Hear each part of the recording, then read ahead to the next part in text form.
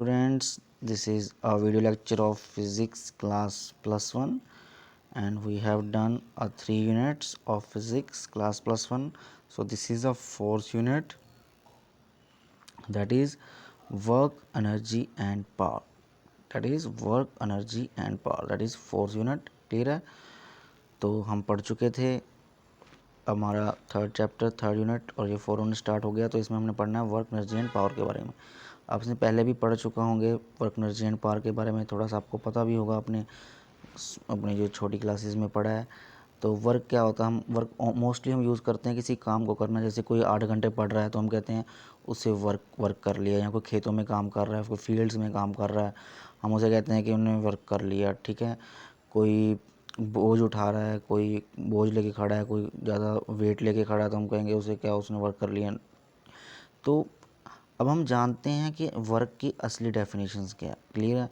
We work in terms of physics क्या कहते हैं, इन टर्म्स ऑफ फिज़िक्स, तो वो हमने इस बार आज स्टडी करना है। ठीक है, वी वर्क को हम इन टर्म्स ऑफ फिज़िक्स क्या कहेंगे। ठीक है, जो फिजियोलॉजिकल पिक्चर्स क्या हैं इसकी, ठीक है, तो क्या हमारे माइंड में जनरेट होती हैं। ठीक है, और फिज़िक्स में वर्क को क्या कहते हैं। ठीक है, तो इन फिज़िक्स वर्क एनर्जी है प्रिसाइज मीनिंग्स, बहुत प्रिसाइज मीनिंग्स हैं इनके। ठीक है, but not confused with everyday meanings. हम इसको एवरीडे मीनिंग के साथ नहीं जोड़ सकते। जैसे हम कहते हैं कि हम बॉक्स को लिफ्ट कर रहे हैं, बुक्स को लिफ्ट कर रहे हैं लाइब्रेरी शेल्फ से, तो हमने वर्क किया और हम थक गए और हंग्री हो गए, भूख लगी हमें, तो ये वर्क है। No, that is not work. ठीक है, बेसिकली फ़िज़िक्स में जो वर्क का मतलब है वो और होता है, और वो फिज़िक्स में जो वर्क का मीनिंग है वो आज हम स्टडी करने वाले हैं। ठीक है, तो ध्यान से इस लेक्चर को समझिएगा। जी हाँ, आज हम जानते हैं फिज़िक्स में वर्क को क्या कहते हैं। क्लियर है? तो the basically work is transfer energy doing work. हम कहते हैं वर्क क्या है कि किसी काम को करना, उसकी कितनी एबिलिटी है। क्लियर है? तो एक्चुअल में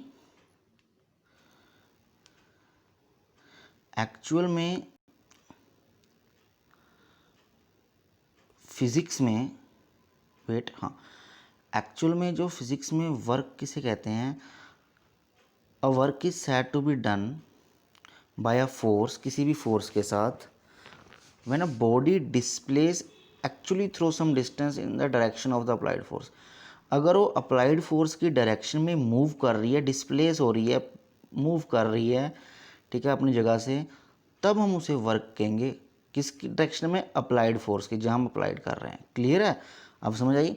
तो अगर मैं कहूँ कि एक कुली है, एक बोझ लेके सिर पे खड़ा है, या आप सिर पे कोई भारी सा कोई बैग लेके खड़े हो, आप बोलो सपोज कर लो, ठीक है, तो बैग लेके खड़े हो सिर पे, तो आप 1 घंटा खड़े हो, 2 घंटे खड़े हो, आप तो थक जाओगे, आपको कहना बहुत काम कर लिया।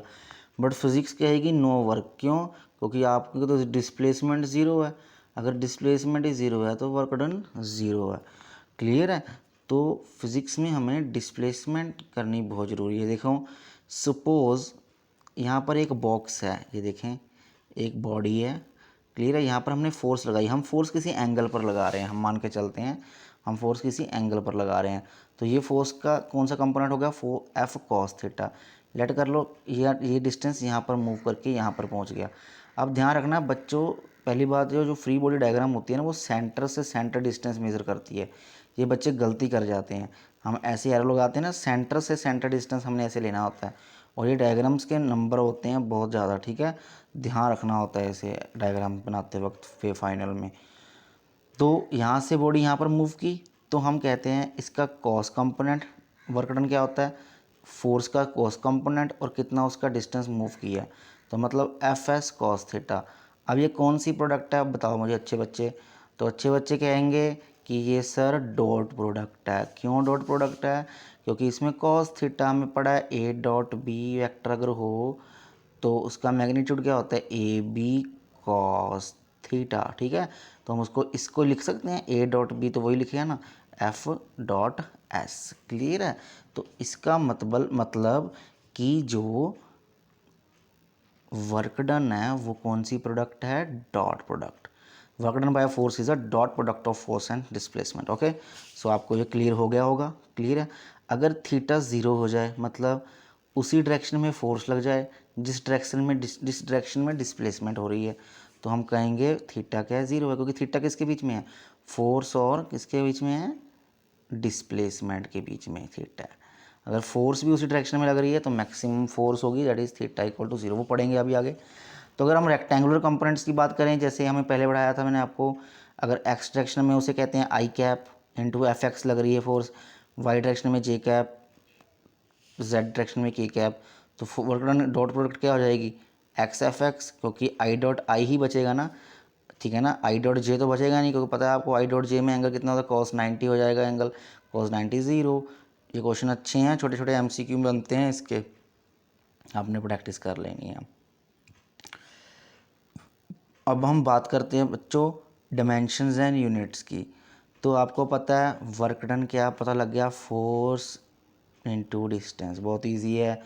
फोर्स की यूनिट न्यूटन, डिस्टेंस मीटर, तो न्यूटन मीटर, क्लियर है, सिंपल। भी ऐसे यूनिट की बात भी करेंगे। तो अब पहले वर्क डन का डिमेंशन निकाल लेते हैं। फोर्स की डिमेंशन mL/t-2, डिस्टेंस की डिमेंशन L, तो mL/t-2, ये हो गया हमारी फोर्स की वर्क की डिमेंशन। ओके बच्चों, ठीक है। अब टू टाइप्स ऑफ यूनिट्स होते हैं, वेट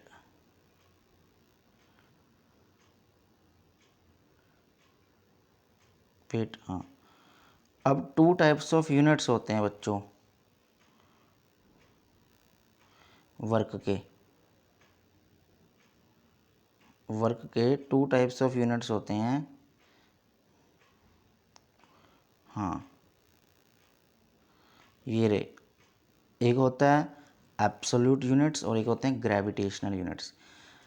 एब्सोल्यूट यूनिट्स में बात करें तो joule is the absolute unit of work on SI. तो सिस्टम इंटरनेशनल यूनिट की बात करें तो एसआई यूनिट कौन सा है वर्क का, तो ये क्वेश्चन अच्छा है, what is the SI unit of work, joule. तो work is said to be 1 joule, कब कहेंगे कोई वर्क 1 जूल हो गया, जब when a force of 1 newton actually moves the body through a distance of 1 metre in the direction of applied force. जब हमने 1 newton force लगाई, फोर्स कितनी 1 न्यूटन, और वो बॉडी कितनी दूर गई, 1 मीटर गई, किस डायरेक्शन में, उसी डायरेक्शन में, थीटा मतलब 0, तो 1 न्यूटन मीटर होगी। तो 1 न्यूटन मीटर को कहते हैं हम 1 joule is equal to 1 newton metre. मतलब दोबारा बोले मेरे साथ, when 1 newton force is applied and a body moves through a distance of 1 metre in the direction of force is known as 1 joule. Erg क्या है, that is erg is a head to absolute units है, but in CGS system में उसे अर्ग कहते हैं। तो वही बात है, 1 डाइन जो छोटा यूनिट होता है फोर्स का, अब लग रहा है कितने डिस्टेंस मूव हुआ, 1 सेंटीमीटर, कितने डायरेक्शन में, डायरेक्शन ऑफ फोर्स में, तो हम कहेंगे उसे 1 अर्ग, ठीक है। अब 1 न्यूटन और 1 जूल का बनाते हैं हमें रिलेशन। तो 1 न्यूटन में कितने डाइन होते हैं, 10⁵ डाइन, और 1 मीटर में कितने सेंटीमीटर, 10⁻²0 सेंटीमीटर, ठीक है। तो 1 जूल किसके इक्वल आया, 10⁻7 अर्ग्स। ये रिलेशन आपको न्यूमेरिकल्स में याद रखना है, ठीक है। अब ग्रेविटेशनल यूनिट्स की बात कर लेते हैं। 1 किलोग्राम मीटर, 1 किलोग्राम मीटर क्या है, जब 1 किलोग्राम फोर्स लग रही हो, 1 किलोग्राम फोर्स किसके ऊपर होती है, 9.8 न्यूटन के, याद रखना है, और 1 मीटर डिस्टेंस मूव हुआ हो, उसे कहते हैं हम, क्या कहते हैं, kilogram metre work done, clear है। ये MKS सिस्टम में है, क्लियर है। तो 1 kg मीटर, इसे ऐसे लिखते हैं 1 kg metre, that is 9.8 joule. ऐसे ही ग्राम सेंटीमीटर दूसरा इसका होता है CGS में, वो तो SI में था, अब बात करते हैं CGS में, ठीक है ना। तो CGS में क्या होगा, that is gram centimetre, G centimetre. तो इसमें 1 ग्राम फोर्स लग रही है, मतलब 980 डाइन, तो 1 सेंटीमीटर मूव किया है in the direction of force, तो 1 gram centimetre is equal to 980 ergs, ठीक है। तो ये आपको याद रखना है। रिलेशन भी दिया गया, 1 kilogram metre is equal to 10⁵ gram centimetre. Okay, समझ आ गई आपको, यूनिट्स की इंपॉर्टेंट है। अब बात करते हैं नेचर ऑफ वर्क, वर्क का नेचर कैसा है। 3 तरह के नेचर होता है, पॉजिटिव वर्क, नेगेटिव वर्क और ज़ीरो वर्क। पहले पॉजिटिव वर्क की बात करते हैं। पॉजिटिव वर्क का मतलब जब थीटा एक्यूट हो, मतलब मैं यहाँ से फोर्स लगाई किसी बॉडी को, यहाँ तक लगाई, थीटा 30 हो गया, यहाँ लगाई थीटा, यहाँ पर 0 था, यहाँ पर 30 हो गया, यहाँ पर 60 हो गया, यहाँ पर 80 हो गया, मैंने फोर्स लगाई, यहाँ पर हो गया 90। अगर 90 आ गया तो वैल्यू कॉस की 0 हो जाती है, तो वो 0 वर्क हो जाएगा। बट जब भी थीटा एक्यूट हो, 90 से कम हो, पॉजिटिव हो, तो वर्क डन भी पॉजिटिव होगा। कोई भी बॉडी को हम फोर्स कर लगा रहे हैं उसकी डायरेक्शन में यहाँ तक ऐसे ऐसे एंगल तक, तो वो क्या है, पॉजिटिव वर्क। ये आपको याद रखना है, ठीक है। पॉजिटिव वर्क एग्जांपल, जैसे कोई बॉडी फॉल कर रही है अंडर द ग्रेविटी, यहीं वर्क डन, नीचे ही फोर्स डिस्प्लेसमेंट हो रही है और बॉडी को नीचे ही फोर्स लग रही है, तो हम कहेंगे थीटा 0 है, तो हम कहेंगे that is positive work done, ठीक है। किसी भी लॉन रोलर पर हम जो हमारे पास ऐसे रोलर होता है ना, हम ऐसे हम नहीं चलाते, जो माली वगैरह चलाते हैं, ठीक है, आपने कभी देखा होगा, तो वो भी चला लेते, आप भी कई बार छोटे मोटे आप शरारतें कर लेते हो। तो जब आप फोर्स लगाते हो ना इसे, तो ये किस डायरेक्शन में मूव करता है, फोर्स की डायरेक्शन में मूव करता है। तो हम कह सकते हैं इसमें एंगल कौन सा लग रहा है, देखो आप चेक कर लो हॉरिजॉन्टल के साथ, ये एक्यूट एंगल बना रहा है इधर, तो एक्यूट एंगल बना रहा है, that is a positive work, ठीक है मेरे बच्चों, पॉजिटिव वर्क, ओके। अब नेगेटिव वर्क की बात करते हैं। जब थीटा ऑब्ट्यूज हो जाए, नेगेटिव, कोस की वैल्यू 180 है, मतलब फोर्स इधर लग रही है, डिस्प्लेसमेंट इधर हो रही है। अब हम बॉडी को ऊपर लेके जा रहे हैं, फोर्स लगा रहे हैं, बट उसकी डिस्प्लेसमेंट, या फिर बॉडी को नीचे फोर्स लगा रहे हैं, उसकी डिस्प्लेसमेंट ऊपर हो रही है।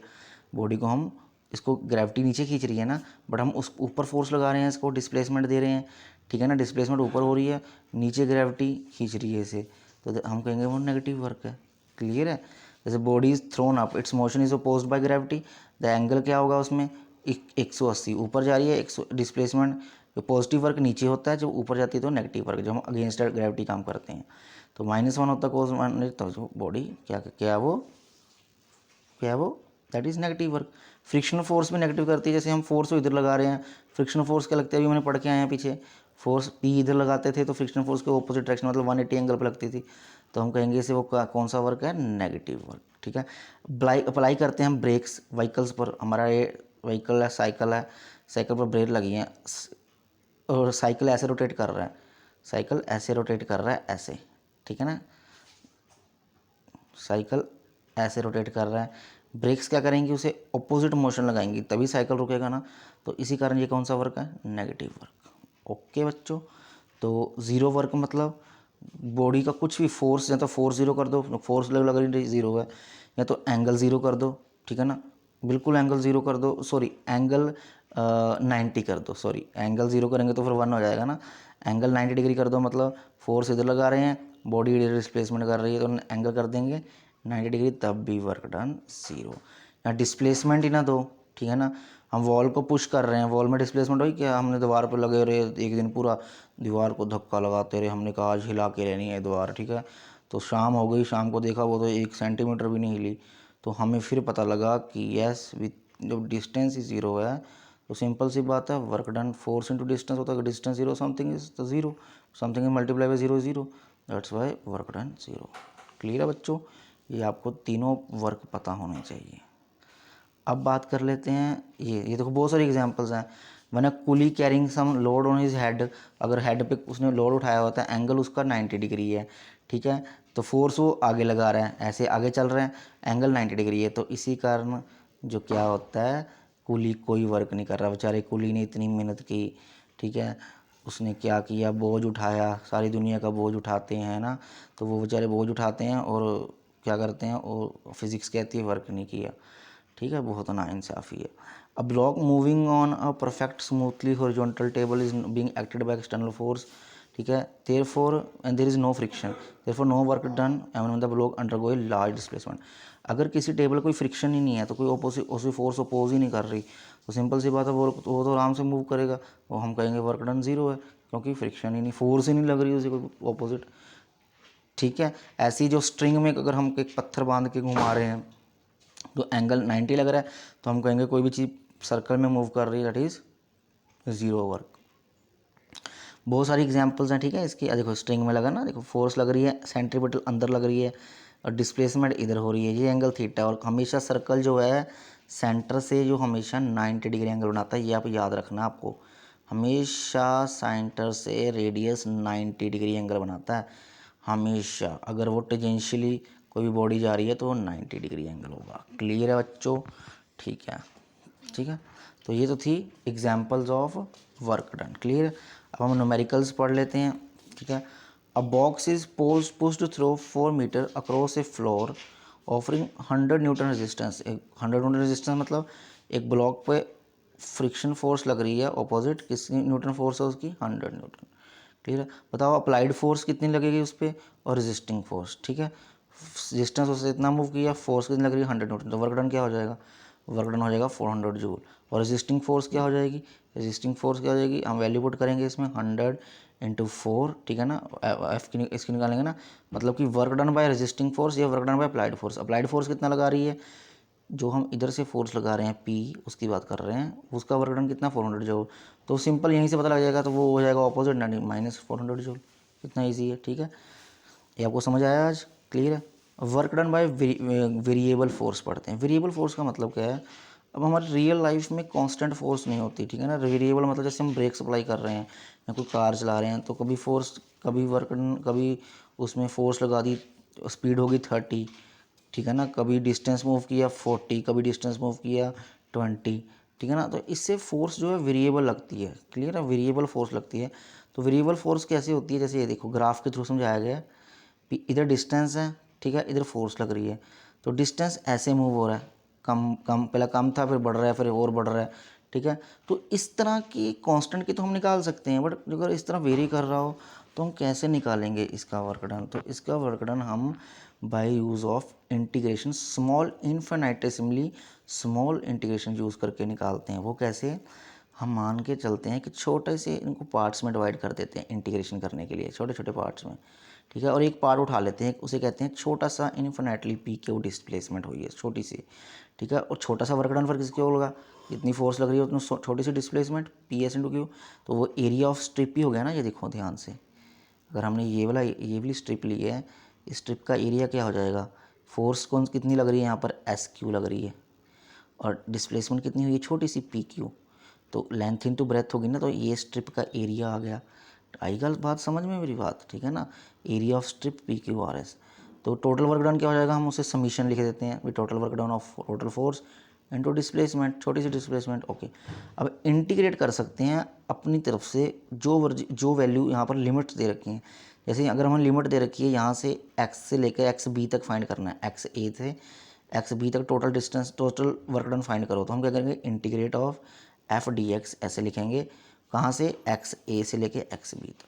तो एक्स ए से एक्स बी क्या है, एरिया।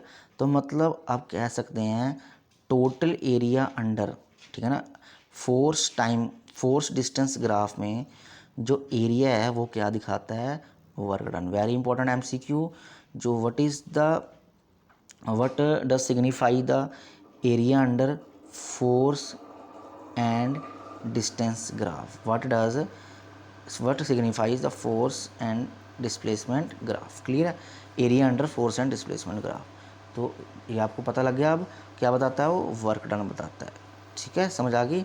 सो ये तो था आज हमारा वेरिएबल फोर्स तक, बाकी हम नेक्स्ट डे स्टडी करेंगे। तब तक आप इसके प्रैक्टिस कीजिएगा, न्यूमेरिकल प्रैक्टिस करिएगा, ठीक है।